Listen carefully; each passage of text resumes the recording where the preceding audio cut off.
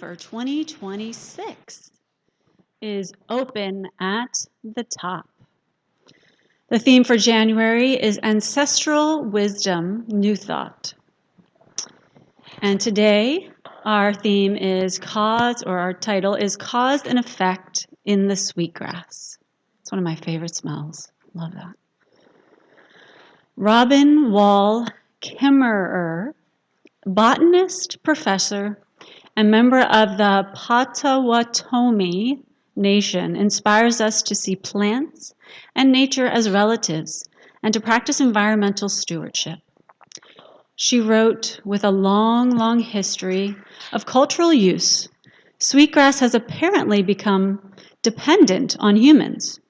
Humans participate in symbiosis in which sweetgrass provides its fragrant blades to the people, and the people, by harvesting, create the conditions for the sweetgrass to flourish. And from the Global Vision for Centers for Spiritual Living, here is an excerpt. We envision a world in which we live and grow as one global family that respects and honors the interconnectedness of all life.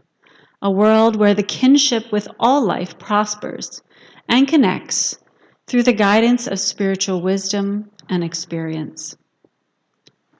Let's affirm together. I am creating a world that works for every living thing. All right, let's welcome our wonderful Reverend Eugene Holden. Thank you. Ooh. Deb, did you write that song? Beautiful. Beautiful.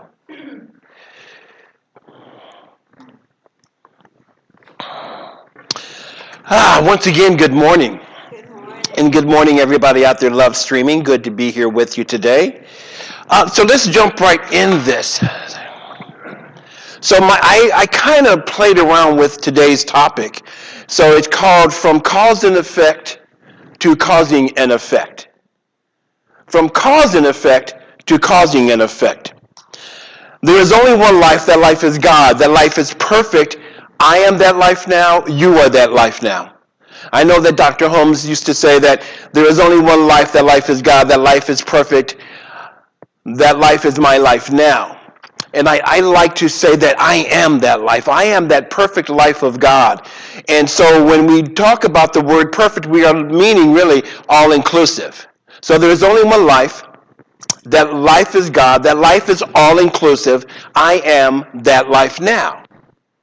So when we come into that awareness, when we step into that awareness, and as we step into it and then allow ourselves to embody that awareness, then we come from that awareness, we realize that we are not co-creators with the divine. We are co-creators because of the divine, because we are divine. See, it's interesting for me, right? When growing up in this philosophy, hearing over and over again that we are co-creators with the divine. But think about this.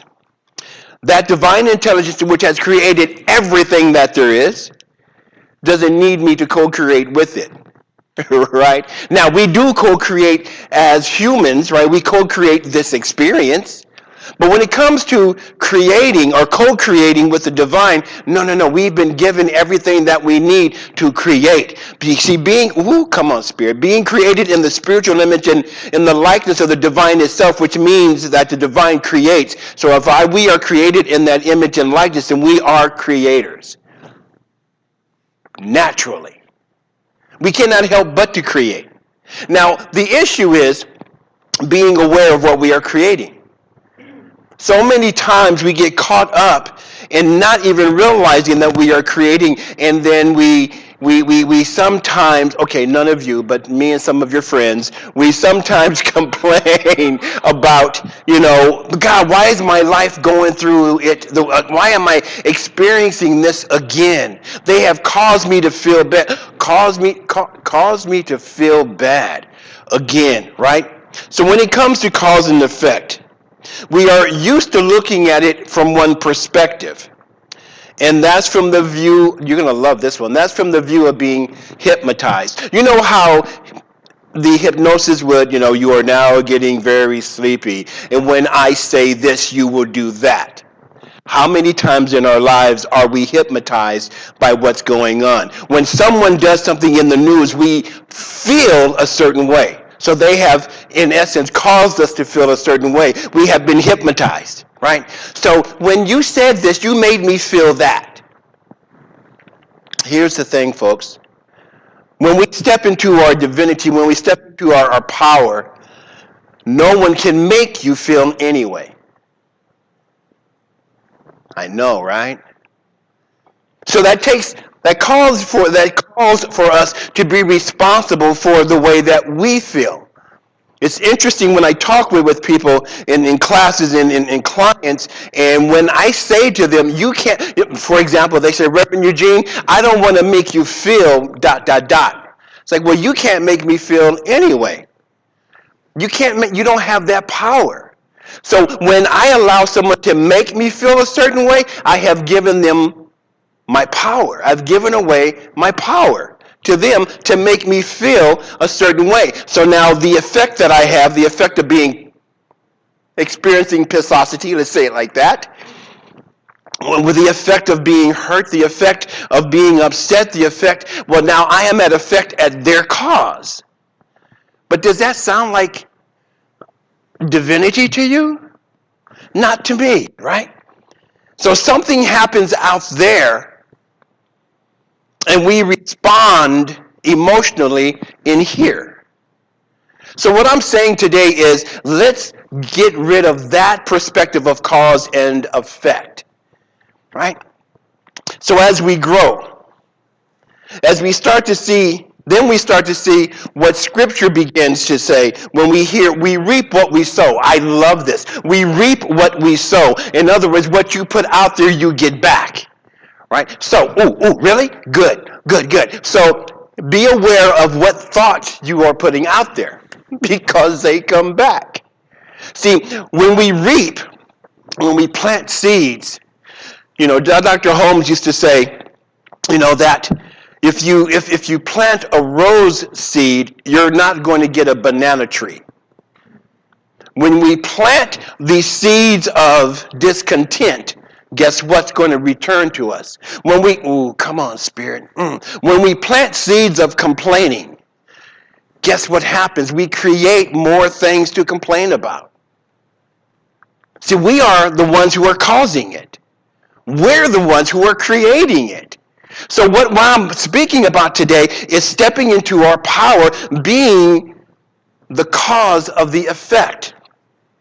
Now, this requires that we know what we want to experience. What is it that you want to experience in your life? Oh, okay, that's not rhetorical. Peace. Love. Joy. Connection.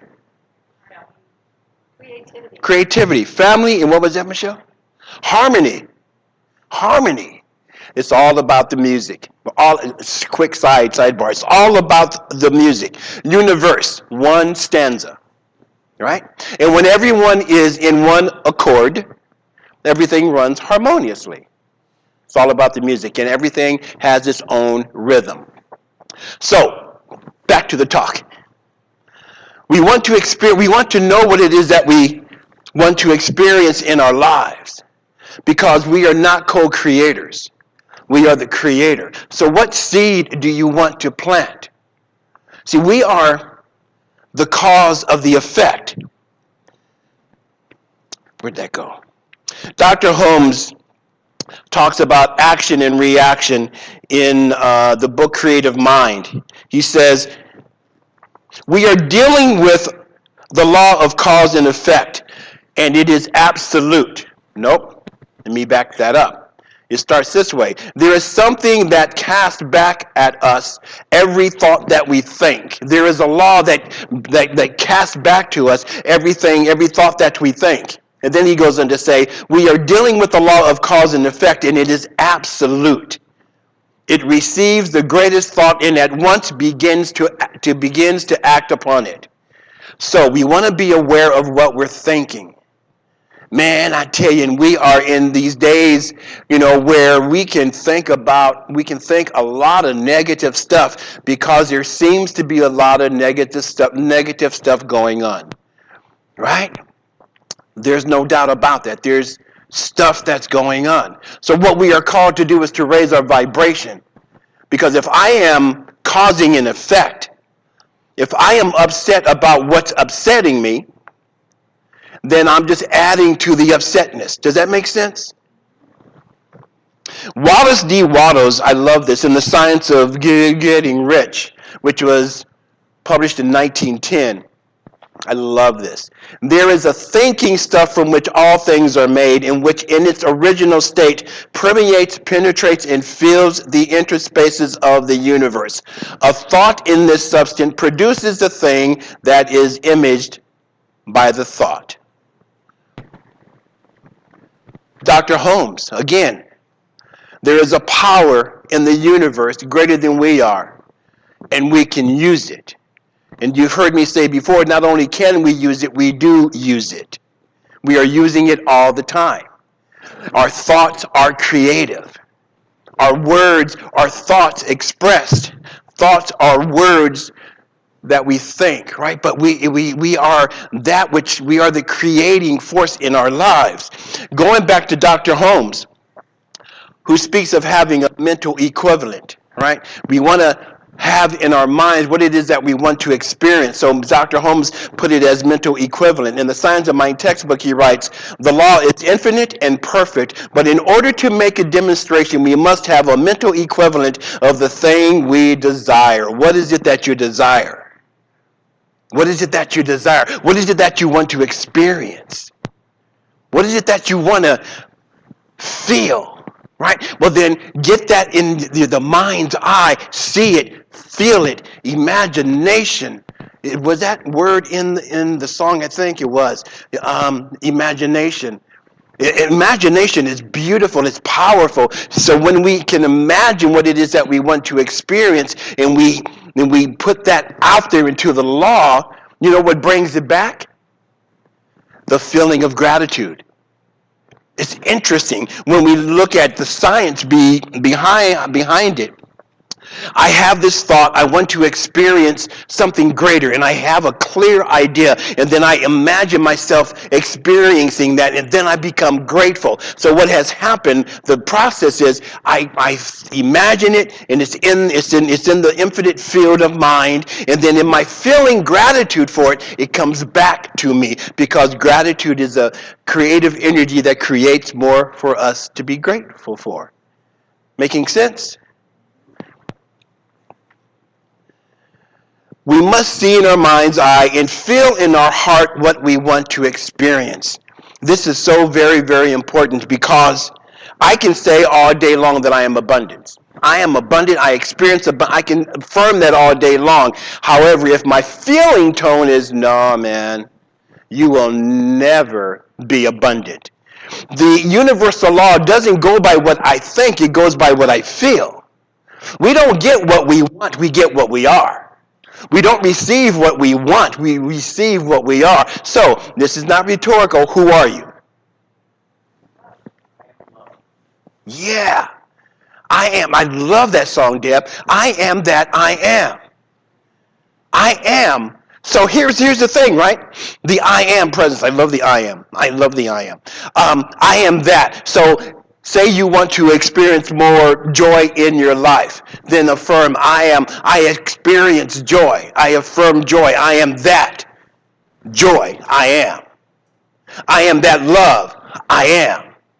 See, the I am is the name of the infinite. I also like to play around with it, like intention plus attention equals manifestation.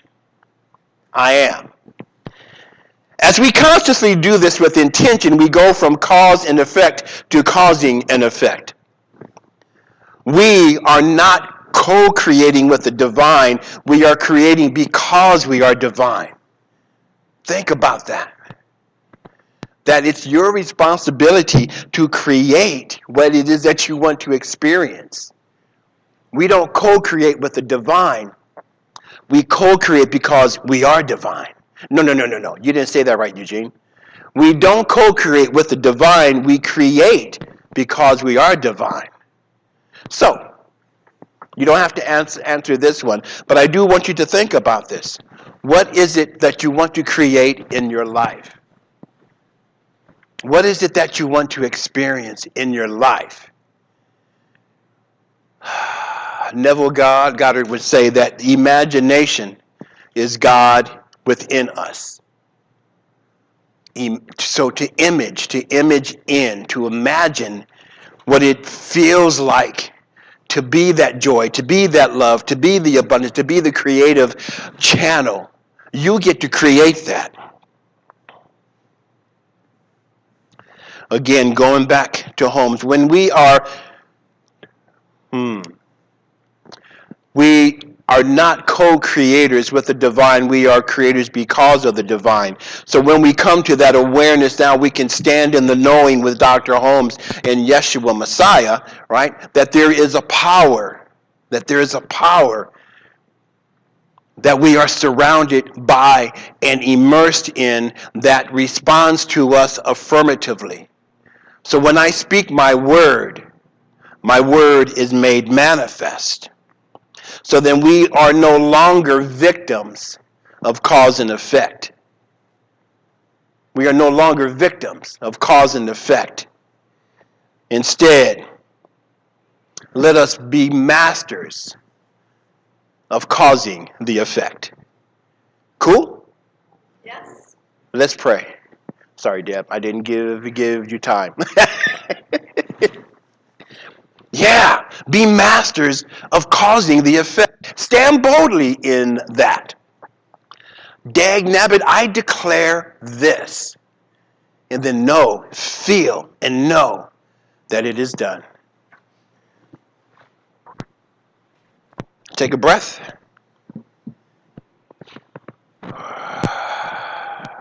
In this moment, I give great thanks. I am grateful for this moment because I know that in this moment, all needs are met. There's nothing that we need in this moment. Because in this moment, life is fully lived. In this moment. Because in this moment, God is. And so as I recognize the fullness and the allness of God as being everywhere present, I know that there is no place we can go where it is not. For it, as Wallace D. Watto says, it permeates, it penetrates, it fills the interspaces of the universe. It is that which breathes our breath. It is that which beats our heart. It is we are how it shows up. As Eddie Watkins was saying, we are the place where God lives, moves and breathes and has its being. We are the way that God shows up. And so as we step into the divinity of our being, we allow ourselves to be that vehicle, that vessel, that channel through which God gets to create in, through, and as us. So not only do we live, move, and have our being in the presence of God, we allow God to live, move, and have its being in, through, and as us. We are the thing itself. So for this knowing, I give great thanks. It's from this place of gratitude that I release this word now into the beautiful and dynamic activity of love and law. See, I know that as this word is released into the law cannot help